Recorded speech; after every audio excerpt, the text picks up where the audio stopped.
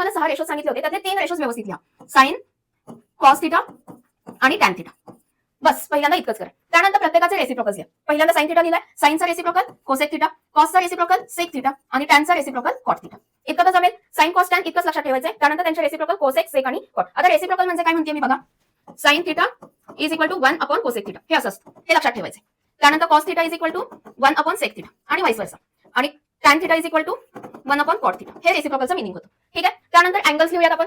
0, 30, 45, 60 आणि 90. एक कॉलम जास्त झालाय. 0, 30, 45, 60 आणि 90. आता 90 पर्यंत सांगितले कारण आपण राईट अँगल बघतोय. करेक्ट. राईट अँगल मध्ये हा 90 डिग्री झाला. बाकीचे जे दोन आहेत हे अँगल्स 90 पेक्षा जास्त कधीही नसतात. त्यामुळे हे तुम्हाला काय मिळतो, कायम ॲक्यूट अँगलच मिळतो. इथपर्यंत लक्षात आलंय. ठीक आहे. त्यानंतर काय करायचंय, या टेबलच्या वरती 0 पासून नंबर्स लिहा. 0, 1, 2, 3 आणि 4. ही पहिली स्टेप झाली. 0, 1, 2, 3 आणि 4. याला 4 ने डिवाइड करा.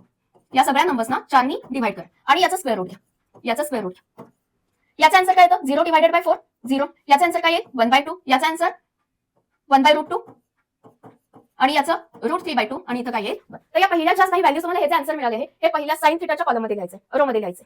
म्हणजे काय येईल बघा, 0, 1/2, 1/√2, √3/2 आणि 1. ऑलराईट.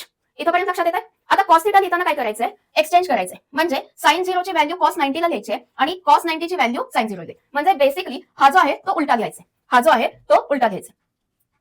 बघा काय येईल, 1 √3/2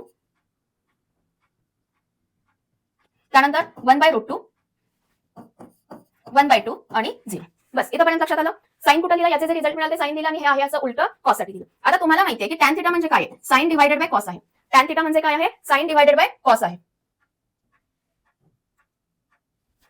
घ्या मग या दोघांचा ratio. 0 divided by 1 0, 1/2 divided by √3/2 1/√3.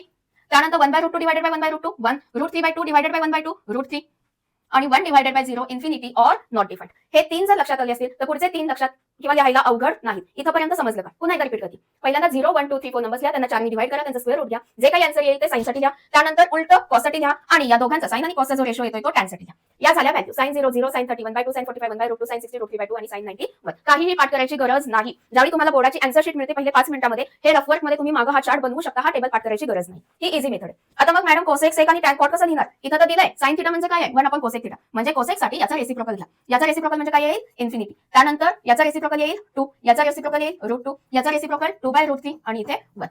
सेक साठी कॉसचा रेसिप्रोकल घ्या 1, 2/√3, √2 2 आणि नॉट डिफाइंड. आणि लास्टला कॉट साठीचं म्हणजे काय येईल, साइनचा रेसिप्रोकल नॉट डिफाइंड √3 1 1/√3 आणि 0. That's it. हा तुमचा टेबल तयार.